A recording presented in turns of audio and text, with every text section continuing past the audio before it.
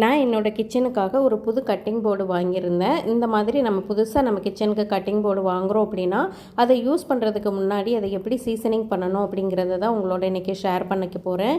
நான் என்னோடய கட்டிங் போர்டை வந்து இந்த மாதிரி ஒரு சாண்ட் பேப்பர் வந்து சின்னதாக கட் பண்ணி எடுத்துக்கிட்டு அது கட்டிங் போர்டோட ஃப்ரண்ட்டு பேக்கு சைடு அந்த 4 எட்ஜஸ் 4 கார்னர்லேயும் நல்லா எந்த அளவுக்கு வந்து இந்த மாதிரி தேய்க்கணுமோ அந்த அளவுக்கு தேய்ச்சிட்டோம் அப்படின்னா அதில் இருக்கிற ஃபஸ்ட்டு லேயர்லாம் வந்து நல்லா உறிஞ்சி வந்து நல்லா ஸ்மூத் ஆகும் இந்த கட்டிங் போர்டு.